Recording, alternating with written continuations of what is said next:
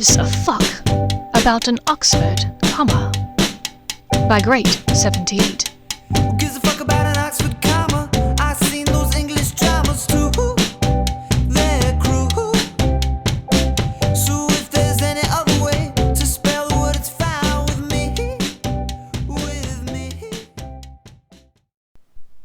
Chapter 2. Better Man. Hermione. January 1999. Hogwarts School of Witchcraft and Wizardry. The new year progressed much the same way as the previous year. Theo seemed to drift along, happy to simply be there as the jolly third wheel in their dormitory. Meanwhile, Hermione felt as though Draco Malfoy was purposefully trying to get under her skin without being insulting in the slightest. In classes, he was continually attempting to best her in every assignment. In their dormitory, he would offer mocking commentary about her diet, her hobbies, and her books. To Hermione's mind, he was a generally overbearing, grumpy twit at all times. For example, most mornings she got up and made a pot of tea to enjoy with a slice of toast spread thick with Nutella. Yes, it was too much sugar, she was aware. Did she particularly care? No, not really. Then one morning, Draco entered the little kitchen just as she was sitting down to eat. "Ah, Granger, having a spot of toast with your Nutella, I see." Hermione lowered her copy of the Daily Prophet. "What do you need, Malfoy?" "Just having a second cup, if that's all right," Draco replied, bringing his teacup to sit opposite her. "Accio book." From the next room whizzed a thin book, a green tasseled bookmark clamped between its pages. Draco caught it deftly and propped it open against the salt shaker. Is that my copy of The Catcher in the Rye?" she asked, looking up quickly. Malfoy appeared surprised. It could be. I found it, lying around somewhere." "You found it on my shelf, in the section labelled Fiction." He frowned. "Oh, is that what this is? Thank Merlin. For a moment I thought this was a real person, this Holden wanker." She inhaled a deep breath. "If you don't like my books, Malfoy, keep your grubby fingers off of them. And for your information, I don't like people reading them and eating at the same time." He gave her a familiar smirk. "I've seen you do that dozens of times, Granger." She blushed, uncertain why she did so. "That's my decision. I'm telling you what I want you to do." Draco's eyelids dropped a bit to her jumper, and her breath hitched for no reason at all. Finally he answered, "Whatever you'd like, Granger." He picked up his wand, levitating the book back to the common room and away from the table. She gave a final huff and a nod, lifting her newspaper once again to block him from her view.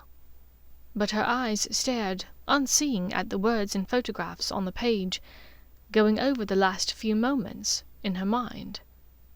There was a light scuffling noise a minute later, as Draco stood to go to class.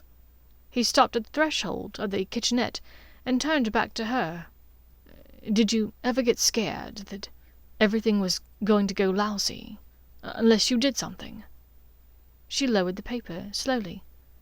"What do you mean?" she asked, in a struck, curious voice. Draco only raised a brow at her, lip curling as he flashed a lazy smile at her. "Nothing, Granger. Just quoting that prat, Holden. I'm quite illiterate, but I read a lot." With a tip of an imaginary cap, Draco turned and left the dormitory.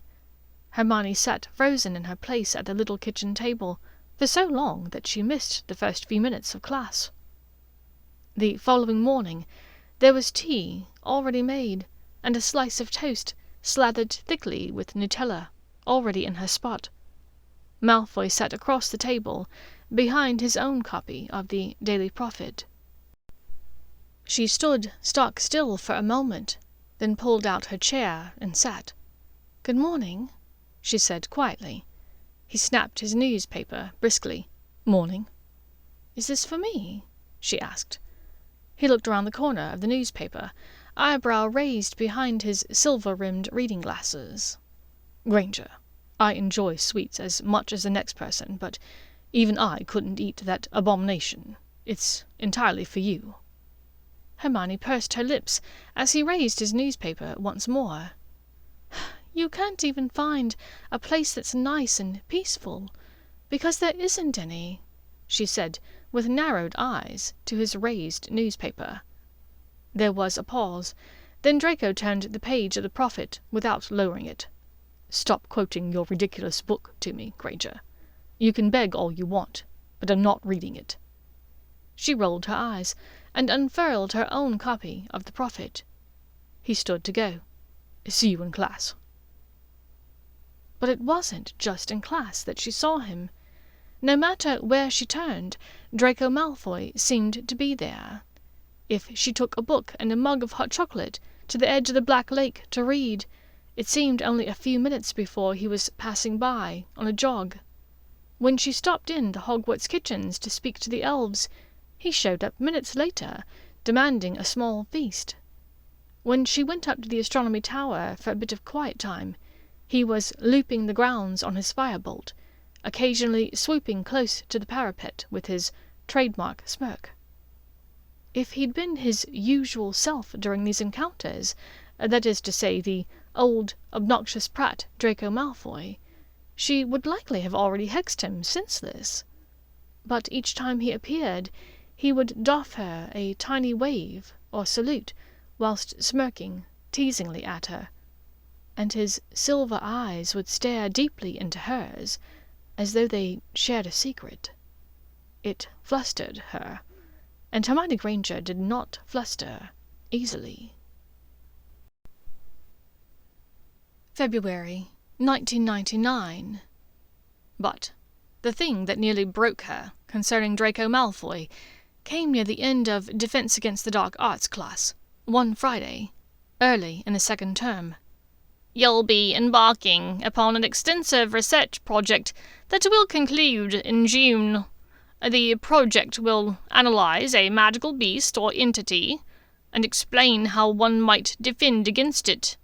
This will require substantial research, a well-reasoned essay, and an in-class demonstration, if possible." Professor Thackeray moved between the tables in the Defense Against the Dark Arts classroom, passing amongst the 7th and 8th years gathered there. "This will be due the second week of June, and it will constitute 50% of your final NEWT grade." Hermione sat up straighter in her chair. This would be no small project, that much was true. "Because I know all of you are quite busy with your NEWT studies, I have decided to make this a partnership project. Each of you will work with one other person to complete it." Hermione began eyeing the other students in the room, furtively.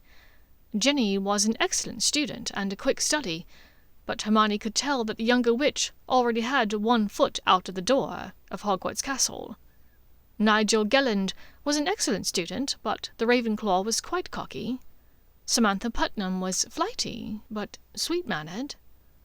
But Professor Thackeray was levitating a stack of parchment towards them, the pages fluttering neatly down to their desks. "Here you will find your assigned creature. Please talk to your classmates and find the other person assigned this creature. This will be your partner for the term. There will be no changes. I've chosen partners for you, based both on your skills and your own areas that could be improved. You are welcome to stay as long as you like to discuss your project with your partner. Class dismissed." Hermione looked up, hoping to catch Ginny's eye, but Ginny was already speaking to Alexander Brandt about chimeras. "Granger." A familiar voice rumbled from behind her. She closed her eyes, briefly. Of course it would be Malfoy. "Malfoy." She turned to him, finding him once again much closer than expected. Her eyes travelled up his body far too slowly for her own liking, until she met his gaze evenly. He looked down at her with his usual smirk, lips curled as though she had just said something slightly ridiculous. "Granger, we're about to be working closely together for the next 4 months. Call me Draco." She rolled her eyes at him. "Malfoy, let's just discuss the assignment." She held up the piece of parchment, at which she'd barely glanced since getting it. He dropped into the seat next to her. "Gladly. Tell me all about your last sex dream that you had, and I'll take notes." Sudden heat rushed up her neck and face. Her eyes darted around the room in quick embarrassment at his words. "What the fuck are you on about?" she hissed at him. As though drawn by a magnet, her eyes flitted back up to his and stayed there, arrested by the amusement in the silver irises. The smirk never left his face. "We're studying the incubus, Granger. Don't tell me you haven't already researched this bloke extensively," Draco drawled, tapping one long index finger lightly on her parchment. Now her eyes were drawn to his hands. His right hand tapped a tattoo on the illustration of the creature, whilst his left made quick, neat notes on a fresh bit of parchment. Her eyes fluttered closed and her flush deepened. An incubus? What kind of sick joke was Thackeray playing at? An incubus was an evil spirit who was known to crawl into the beds of women in order to have sex with them as they slept. Hermione flipped through the textbook to find the chapter on succubi and incubi. Without looking at the page, she turned it to him. "Right, so here's the physical description. Perhaps you can set to work on a diagram and a rendering of an incubus, and I can check the library for relevant texts. We can meet up again next week to outline who will handle the essay and how we will parse out the demonstration." Draco simply stared at her for a few moments. "Granger, we're meant to be working on this as a team. By all means, let's work on the diagram first, but we should research together." She took a shallow breath.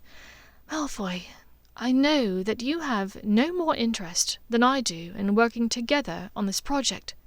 Let's just do each other a favor and stay out of each other's way." "Granger," Draco rumbled in a deep voice, "do you truly expect the two of us to work on this project entirely separate? How in the world will I be able to record my findings unless we lure an incubus into one of your dreams whilst I watch?" Hermione huffed a laugh that she intended to sound humorless, but was afraid sounded much more like a giggle. "You really need to get a hold of yourself," she thought, standing abruptly and shoving her things into her rucksack. "Malfoy, the day I allow you to watch me sleep is the day hell freezes over." She shouldered her bag, lifting it slightly to withdraw her curls from beneath the straps. The smirk again. "I have it on good authority from my father that it's snowed several times in Azkaban this winter.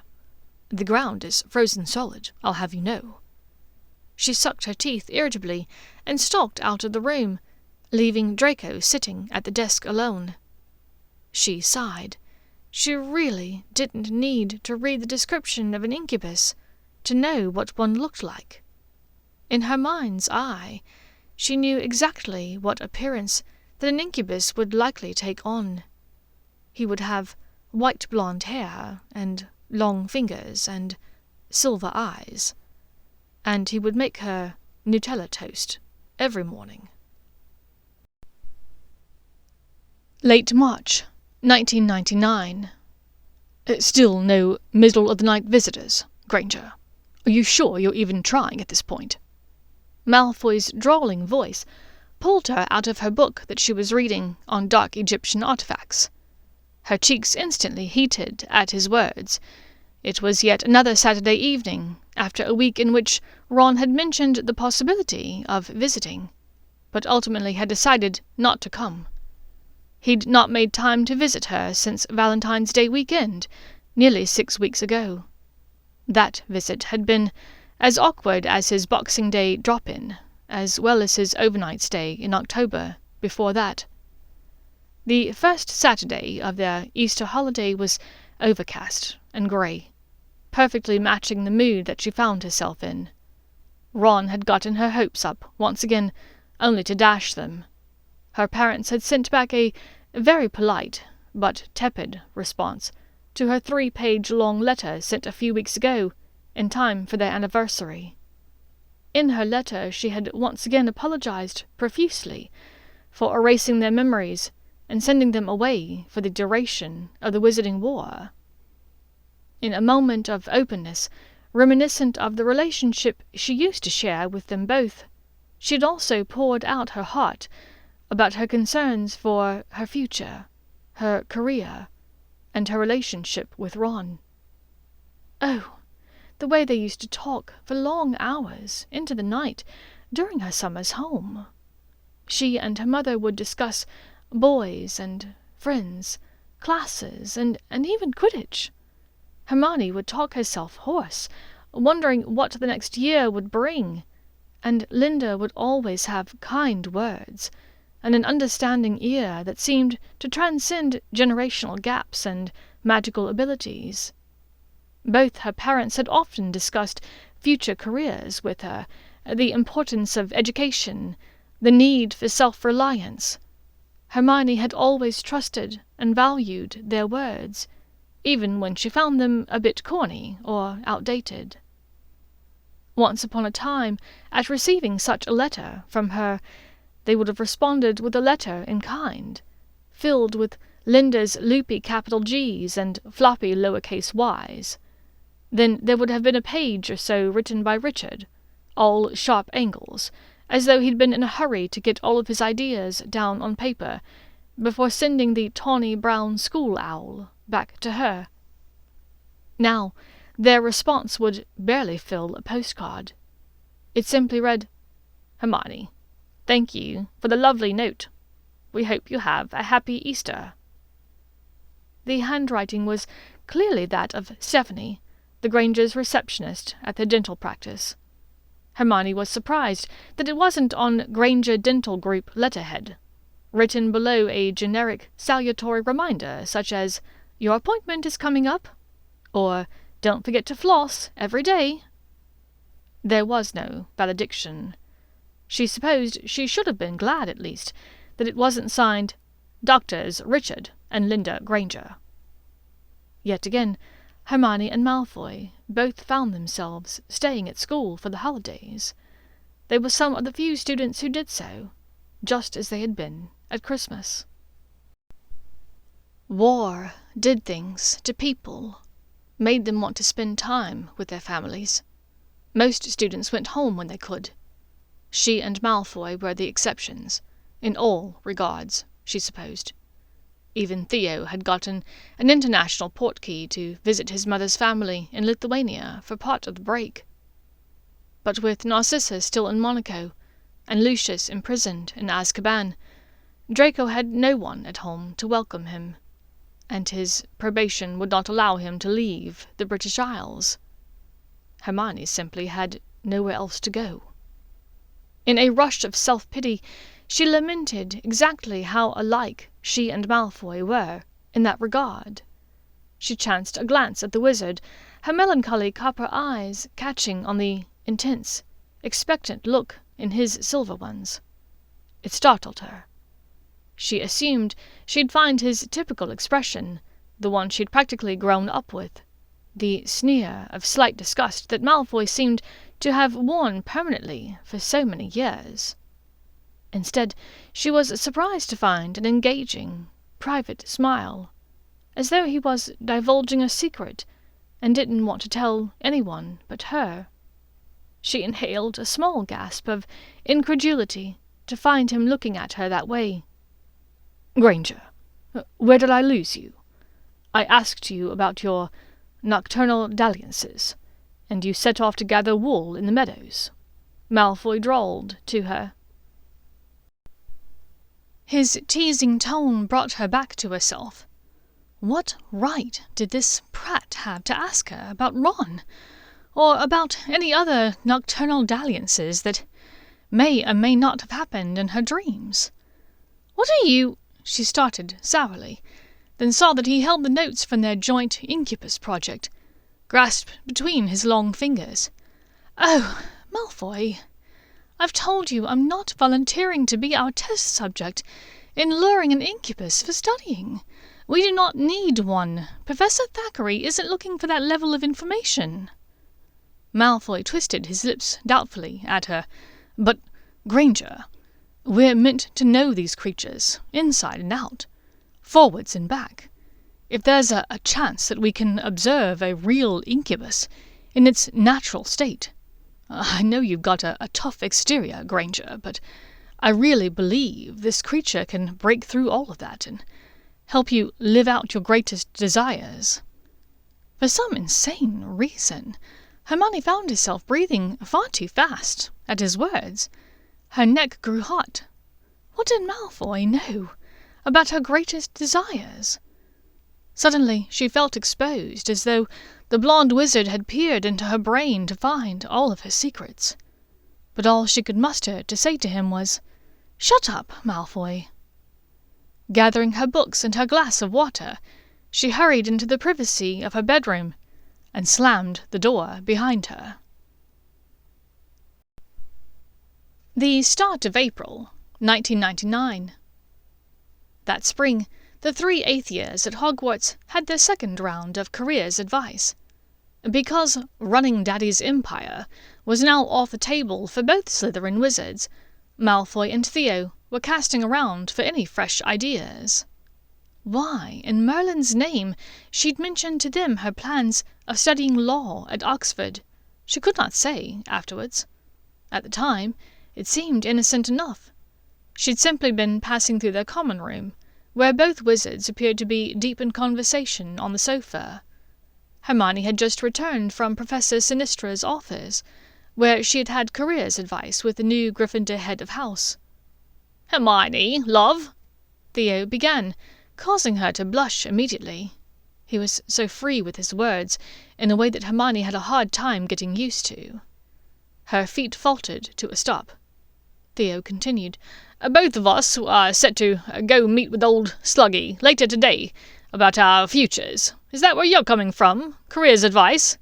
"Yes, I just met with Sinistra," she answered. "Why?"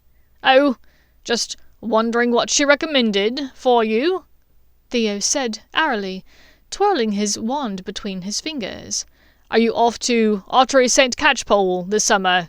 You and Weasley planning to start pumping out a boogle of little tiny mustelids soon?" Her blush turned into anger in an instant. "I'll have you know, Theo, not that I am entirely uninterested in pumping out a boogle of anything. Nor am I headed for Ottery St. Catchpole, for your information. I'll be starting the Muggle and Magical Law program at Oxford University this autumn. Thank you very much for asking." Her gaze cut swiftly to Malfoy's face, expecting to find his familiar teasing, taunting expression there. Instead, it threw her off kilter to see what looked like a genuine smile there instead. His silver eyes were staring at hers piercingly, but for a moment the look on his face seemed almost, was it proud? Excited? Then the moment passed and his usual smirk slid back into place. She turned on her heel and stalked off into her private room. On days like today, she thought, the end of the school year could not come soon enough. Little did she know the intricate mess she'd unwittingly created. Theo had asked what she was doing after Hogwarts, and she'd answered. But for whatever reason, the two wizards seized upon the idea like two nifflers upon a dropped galleon. Theo announced to her a week or so later that they, too, would be applying to Oxford University, with plans to study law. "Great," she'd said weakly. Oxford University was steeped in tradition, both Muggle and magical. The reputation and legacy of the university made it one of the best of the best. Gaining admission to the university was a perennial feather in the cap of anyone who did so. "Yes, it should be quite straightforward," Theo went on. oblivious to her apparent unease. "Both Malfoy and I have ancestors among Oxford's largest donors over the centuries. We're legacies, you see. Our acceptance should be practically a given." Hermione, who'd had to rely on her grades and essays and interviews to get in, merely smiled and nodded at this. Stay calm, she reminded herself. The wizard's applications were quite late. It was likely too late to get in, after all. The end of April, 1999. But she would have no such luck. Within a matter of a few weeks, word had gotten back to the three of them. All of them had been admitted into Oxford for the law program. Hermione smiled and offered both of them her congratulations and best wishes, as they did the same towards her.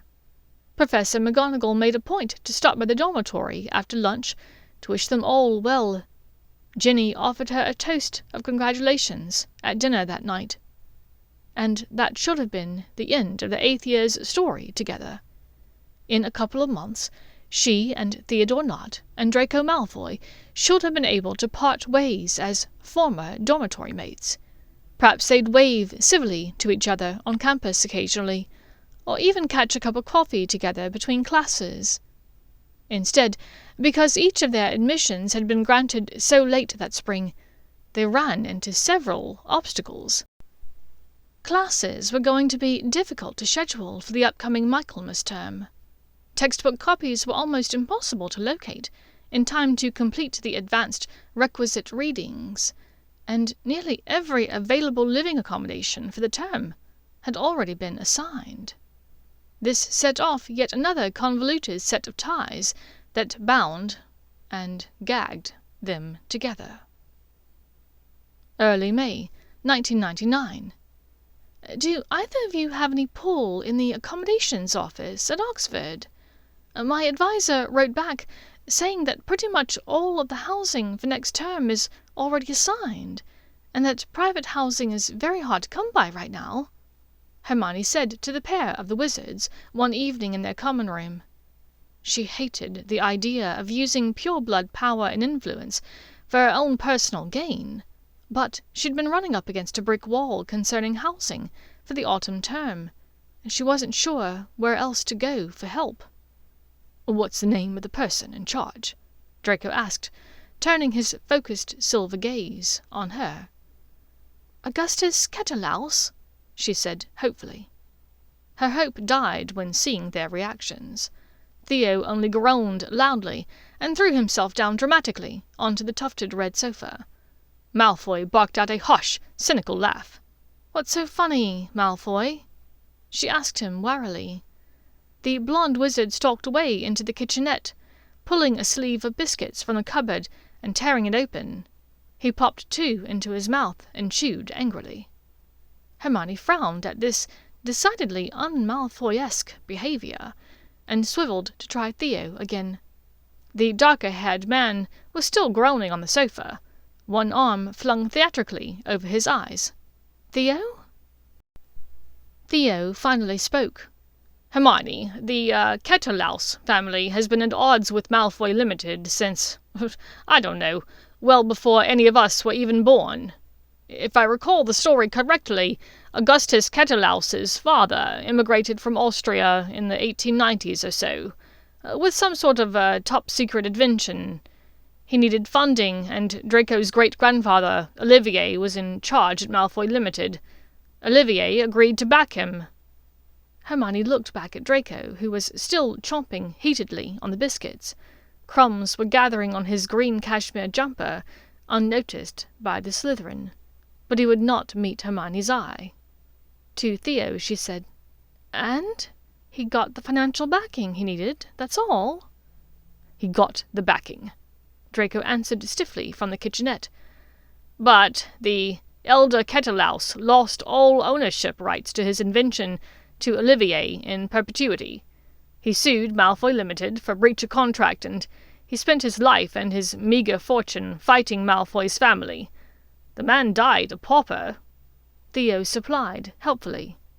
Hermione's shoulders slumped, but then she asked, "Well, what about you, Theo? Do you have any pull?" His father did, once upon a time. Draco smirked, returning to the sofa, entirely uncrumbed now, but still quite pink in the face. Theo's father Tiberius somehow managed to pull Augustus Kettelause's wife into bed with him a few years ago. Augustus caught them un flagrante. Oh, Hermione said in dejection. There was that plan scuppered. However, the 3 Hogwarts students needn't have worried themselves. Thankfully, they had a distinguished Oxford alumnus in their midst. Horace Slughorn had graduated from Oxford many years prior, and had taught all 3 of them at Hogwarts. Most importantly, he had not stolen ownership rights to any inventions from Kettelause's father, nor had he besmirched the honour of Kettelause's wife. It took Hermione a bit of coaxing and some particularly heavy flattery to convince Slughorn to write a letter to the Accommodations Assignment Board on their behalf. When she pointed out the appeal of the 3 of them owing a future him a favour, however, he finally agreed. The end of May, 1999. Granger, don't you feel that this bloke looks a little, pointy? Malfoy asked, his brows furrowed in concentration. He used his wand to erase a line of ink on his parchment, then drew the line again, adding more muscle definition to his drawing.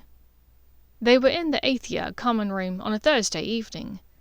Theo was out doing who-know-what with Merlin knew who, and Hermione had broken down and agreed to work on the Incubus project with Malfoy. He'd been hounding her for weeks to make progress on it, and they hadn't gotten very far.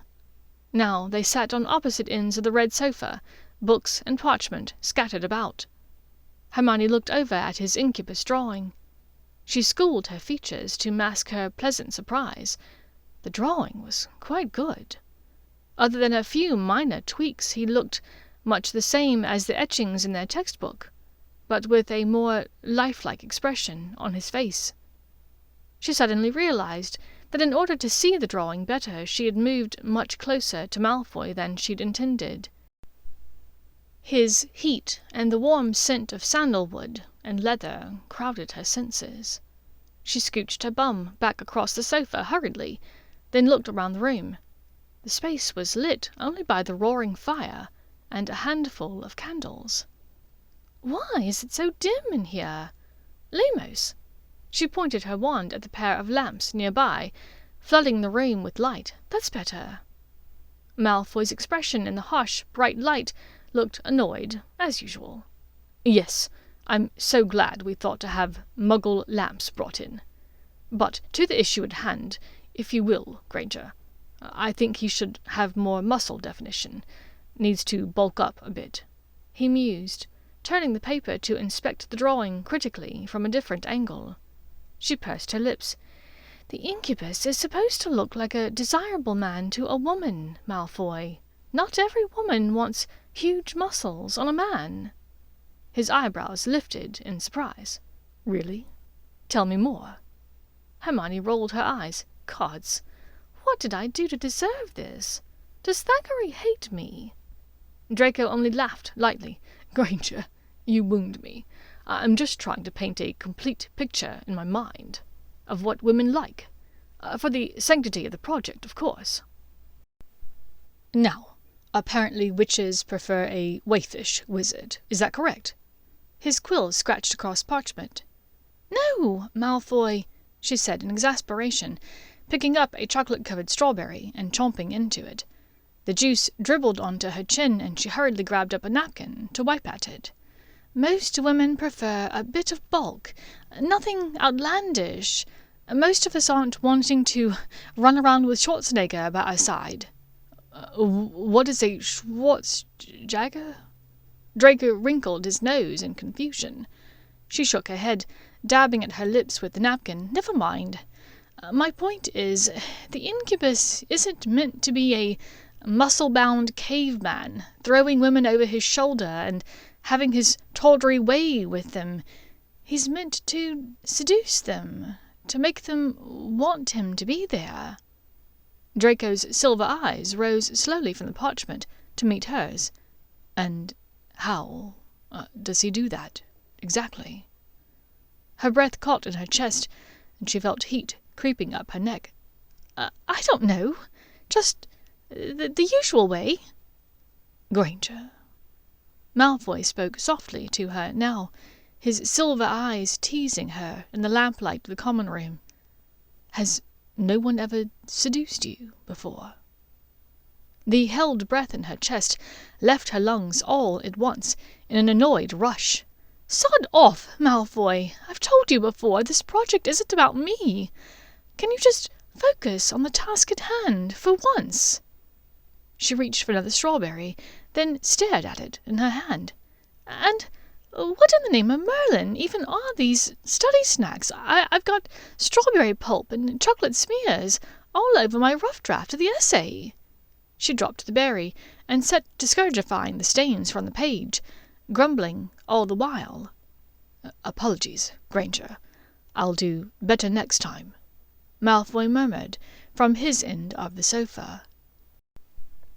Flustered, she stood up to take the half-full plate of berries around the corner to the little kitchenette. Washing her hands of strawberry juice in the sink, she took a few deep breaths and splashed a bit of water on her face to calm herself down. Malfoy had a way of getting under her skin each and every time they worked together, it seemed. When she rounded the corner back into the sitting area 5 minutes later, she found the study materials neatened, their books and parchments organized on the coffee table. Atop one stack was the revised drawing of the incubus, perfectly proportioned, neither waifish nor bulky. Affixed to the top of the parchment was a note in Malfoy's precise, looping handwriting. "Granger, hopefully this one is more to your liking. I based it off this photograph.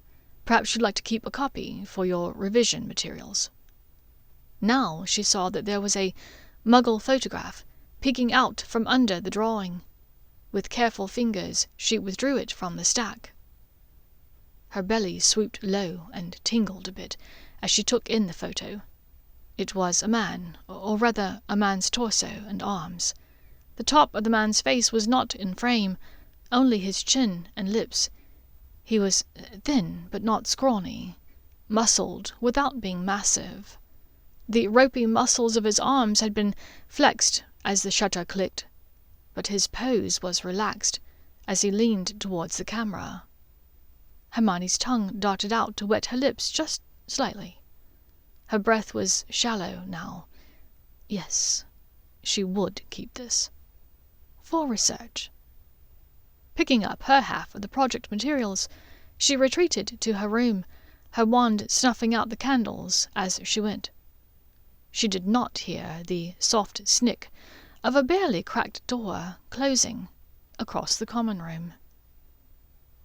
The start of June 1999.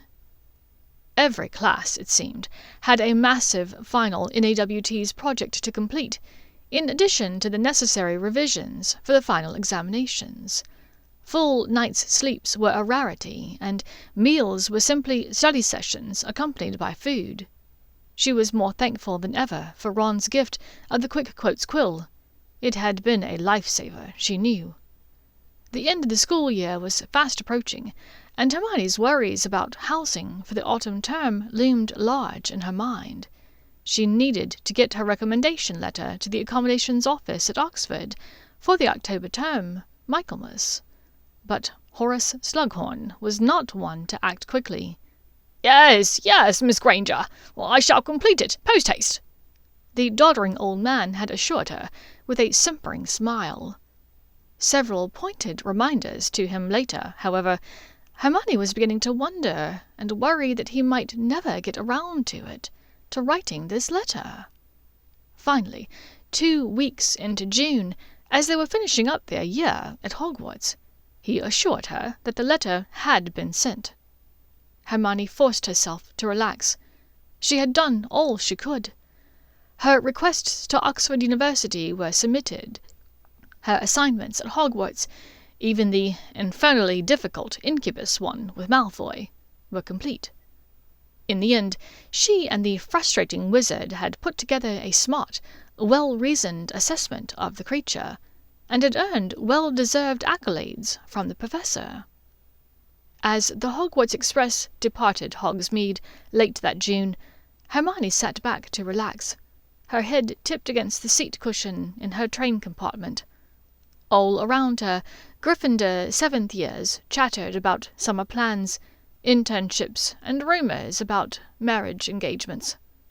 Hermione tuned all of it out as she sank into the quietude of her mind. Whatever would be, would be. It was out of her hands now.